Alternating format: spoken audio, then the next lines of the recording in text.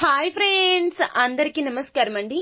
ఈ ఏప్రిల్ 17వ తేదీన శ్రీరామ నవమి పండుగ రాబోతూ ఉంది. ఇది పరమ పవిత్రమైన రోజు. అయితే ఈ పండుగ తిథి నాడు అయోధ్య అక్షింతలను ఇంట్లో ఈ ప్రదేశంలో పెడితే దరిద్రం మొత్తం తొలగిపోతుంది, రాజయోగం కలుగుతుంది. అత్యంత పరమ పవిత్రమైన ఈ ఏడాదిలో తొలి పండుగ ఉగాది నుండి శ్రీరామ నవమి వరకు కూడా వసంత నవరాత్రులు జరుపుకోవడం అనాదిగా వస్తున్న ఆచారము. ఈ సంవత్సరంలోనే అయోధ్య రామ మందిరంలో బాలరాముడి విగ్రహ ప్రతిష్ఠ జరిగింది. అందరూ కూడా బాలరాముడి ప్రతిష్టను వీక్షించారు. 500 సంవత్సరాల మన కళ ఇది. మన భారతీయులు గర్వంగా చెప్పుకోదగ్గ సందర్భం ఇది. అయితే ఈ రోజున ఈ శ్రీరామ నవమి పండుగ పర్వదినాన్న అయోధ్యలో ఘనంగా జరుపుకుంటారు. అన్ని ఏర్పాట్లు చేస్తున్నారు. ప్రాణ ప్రతిష్ఠ జరిగిన తరువాత వస్తున్న మొదటి శ్రీరామ నవమి పవిత్ర వసంత నవరాత్రుల్లో లేదా శ్రీరామ నవమి రోజున అయోధ్య నుంచి వచ్చిన ఈ అక్షింతలను ఇంట్లో ఈ ప్రదేశంలో పెడితే శ్రీరాముని దివ్య ఆశీస్సులు అందుతాయి. మీకు తిరుగులేని రాజయోగం కలుగుతుంది. ఇలా చేస్తే మీకు ఉన్న కష్టాలు, దరిద్రం మొత్తం పోతుంది. సకల ఐశ్వర్యాలు కలుగుతాయి. ఇంట్లో డబ్బు వస్తూనే ఉంటుంది. అయితే ఈ శ్రీరామ నవమి పండుగ పర్వదినాన అయోధ్య అక్షింతలను ఏ ప్రదేశంలో పెట్టడం ద్వారా మనకి ఐశ్వర్యం కలుగుతుందో ఇప్పుడు మనం ఈ వీడియోలో సంపూర్ణంగా తెలుసుకుందాము. అంతకంటే ముందు ఫ్రెండ్స్, వీడియోని పూర్తిగా చూసేయండి. అప్పుడే మేం ఏం చెప్పబోతున్నామో మీకు పూర్తిగా అర్థమవుతుంది. వీడియో గనక మీకు నచ్చినట్లయితే గనక లైక్ చేయండి. మీ లైక్ మాకెంతో సపోర్ట్ అండ్ ఎంకరేజ్మెంట్ గా ఉంటుంది. ఒకవేళ అయోధ్య నుండి తెచ్చిన అక్షింతలు లేకపోయినా కూడా వారు ఏం చేయాలో కూడా ఇప్పుడు మనం తెలుసుకుందాము. అంతకంటే ముందు ఒక చిన్న పురాణ కథను తెలుసుకొని వీడియోలోకి వెళ్దాము. సుగ్రీవుడికి రాముడు చెప్పిన పావురాల కథ ఇది. హనుమంతుడు వివరంగా చెప్పిన తరువాత వచ్చిన వాడు విభీషణుడే కాని రావణుడే కాని నన్ను శరణు కోరినవాడు ఎవడైనా సరే రక్షిస్తాను. నిజానికి ఇటువంటి యుద్ధం జరుగుతున్నప్పుడు పక్క రాజ్యం మీద ఇద్దరికి ఆశ ఉంటుంది. అదే కులంలో జన్మించిన వాడు ఎవడు ఉంటాడో వాడికి రాజ్యాధికారం మీద ఆశ ఉంటుంది. అలాగే పక్కనున్న రాజుకి ఆశ ఉంటుంది. అందుకనే ఈ రెండింటి విషయంలో మనం తటస్థులము. కానీ ఈ రెండు కారణములు తన వైపు ఉన్నాయి కాబట్టి విభీషణుడు వచ్చి శరణాగతి అడిగాడు. సుగ్రీవ, ప్రపంచంలో భరతుడు లాంటి సోదరుడు ఉండడు. కోరి వచ్చిన రాజ్యాన్ని వదిలాడు కనుక నాలాంటి కొడుకు ఉండడు. తండ్రి ప్రేమను అంతలా పొందాడు కనుక నీలాంటి మిత్రుడు ఉండడు. అందుకని అన్ని ఆ కోణంలో పోల్చి చూడకో. వాడు దుష్టుడు కాని మంచివాడు కాని నా దగ్గరకు వచ్చి శరణాగతి చేశాడు కనుక ఆయనకి శరణు ఇచ్చేస్తాను. ఈ బ్రహ్మాండంలో ఉన్న పిశాచములు, దానవులు, యక్షులు, ఈ సమస్త పృథ్వీలో ఉన్న భూతములు కలిసి నా మీదకి యుద్ధానికి వస్తే నేను నా చిటికన వేలి గోటితో చంపేస్తాను. పూర్వకాలంలో ఒక చెట్టు మీద 2 పావురాలు ఉండేవి. అవి ఒకటి ఆడ పావురము, ఇంకొకటి మగ పావురము. ఒకనాటి సాయంకాలం ఒక బోయవాడు అటుగా వెళ్లిపోతూ ఆనందంతో రమిస్తున్న 2 పావురములను చూశాడు.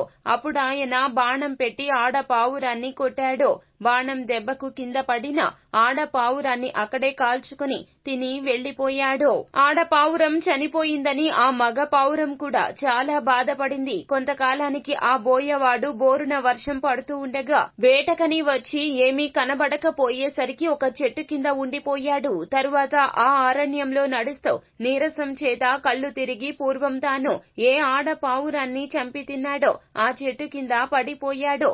అప్పుడు ఆ మగ పావురము ఆ బోయవాణ్ణి చూసి గబగబా వెళ్లి 4 ఎండు పుల్లలు తీసుకుని వచ్చి ఎక్కడి నుంచో అగ్ని తీసుకొచ్చి నిప్పు పెట్టింది. అప్పుడా వేడికి ఈ బోయవాడు పైకి లేచి స్వస్థతను పొందాడు. ఆకలితో ఉన్న ఆ బోయవాడి ఆకలి తీర్చడం కోసం ఆ మగ పావురం అగ్నిలో పడిపోయి ప్రాణం వదిలేసింది. తన భార్యను చంపిన బోయవాడు తన చెట్టు దగ్గరకు వచ్చి పడిపోతే ఆ మగ పావురం ఆతిథ్యం ఇచ్చి తన చెట్టు కింద పడిపోవడమే శరణాగతి అని భావించి తన ప్రాణములు ఇచ్చి ఆ బోయవాడిని రక్షించింది. నేను మనుష్యుడిలా పుట్టి క్షత్రియ వంశ సంజాతుడనై దశరథుడి కొడుకునై నన్ను శరణాగతి చేసిన వాడి గుణదోషములను ఎంచి నీకు శరణాగతి పెట్టి ఇవ్వను అంటే నేను రాజుని అవుతానా, క్షత్రియుడని అవుతానా? ఈ భూలోకంలో ఉన్న సమస్త భూతములలో ఏదన్నా సరే నన్ను శరణాగతి చేస్తే వాళ్ల యోగక్షేమాలు నేను వహిస్తాను.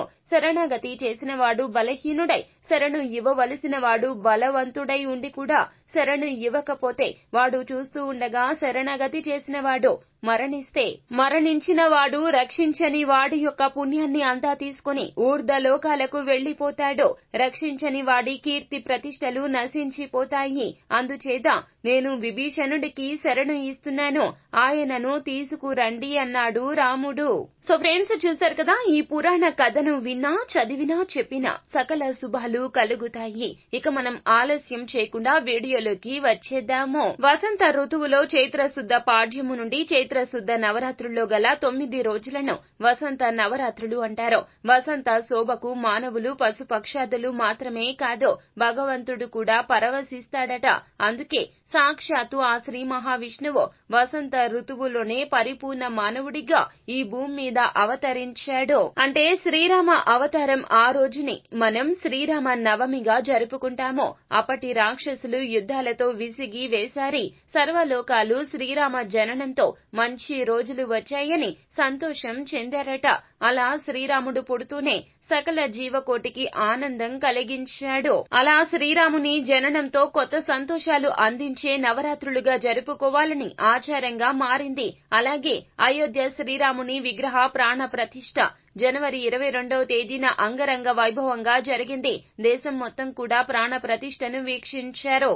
ప్రాణ ప్రతిష్టకు ముందు అందరికీ రామ మందిరం చిత్రపటం, అయోధ్య అక్షింతలు భారతదేశం మొత్తం కూడా ప్రతి ఇంటికి అందించారు. అలాగే ఈ శ్రీరామ నవమి అనేది ప్రాణ ప్రతిష్ఠ జరిగిన తరువాత వస్తున్న మొదటిది కాబట్టి మనకు అయోధ్య నుండి వచ్చిన అక్షింతలతో ఎవరైతే ఈ రోజున ఇలా చేస్తారో వారికి సకల శుభాలు కలుగుతాయి. అయోధ్య నుండి వచ్చిన అక్షింతలు వృద్ధి చేసుకుని దాచుకున్న వాటిలో 2 గింజలు తీసుకుని మళ్లీ కొంచెం అక్షింతలు కలుపుకొని అందులో వాటిని కలిపి శ్రీరాముని చిత్రపటం ముందు ఉంచాలి. సీతారాముల చిత్రపటం ముందు దీపారాధన చేయాలి. ధూప దీప నైవేద్యాలు సమర్పించి ఆ తర్వాత శ్రీరామ జయ రామ జయ జయ రామ అనే విజయ మంత్రాన్ని 108 లేదా 11 సార్లు జపించాలి. ఇలా తర్వాత అక్షతలను మన ఇంట్లో ఉన్న అందరూ తలపై వేసుకోవాలి. చిన్న పిల్లలైతే పెద్దలచే వేయించుకోవాలి. ఇలా కొన్ని అక్షింతలను మనం ధనం దాచుకునే ప్రదేశాల్లో కూడా ఉంచుకోవాలి లేదా వ్యాపార స్థలంలో ఉంచుకోవాలి. అలాగే కొన్ని అక్షింతలు మన పర్సులో కూడా పెట్టుకోవాలి. ఇలా ఈ రోజున ఎవరైతే చేస్తారో వారి ఇంట్లోకి ధనం ఆకర్షించబడుతుంది, అంతా మంచి జరుగుతుంది. శ్రీరాముని దివ్య ఆశీస్సులు మీకు మీ కుటుంబానికి కూడా పరిపూర్ణంగా సిద్ధిస్తాయి. మీ కష్టాలు తొలగిపోతాయి. ఒకవేళ మీ దగ్గర అయోధ్య అక్షింతలు లేకపోతే గనక వేరొకరి దగ్గర తీసుకోండి లేదా కొన్ని అక్షింతలు ఇంట్లో చేసుకుని వాటిని చేత్తో పట్టుకుని విజయ మంత్రం అనగా శ్రీరామ జయ రామ జయ జయ రామ అనే మంత్రం 11 సార్లు జపిస్తే అవి శ్రీరాముని అయోధ్య అక్షింతలంతా పవిత్రంగా మారతాయి. వాటితో ఈ రోజున ఇలా మీ ఇంట్లో చేస్తే అన్ని శుభాలే కలుగుతాయి. ఈ రోజున నిష్టగా సీతారాములకు పూజ చేసి పానకం వడపప్పు ప్రసాదంగా పెట్టాలి. స్వామివారికి చాలా ఇష్టము. సో ఫ్రెండ్స్, చూసారు కదా, ఈ వీడియో గనక మీకు నచ్చినట్లయితే గనక లైక్ చేయండి. మరిన్ని వీడియోస్ కోసం మా ఛానల్ ని సబ్స్క్రైబ్ చేసుకుని ఫాలో అవ్వండి. Thank you.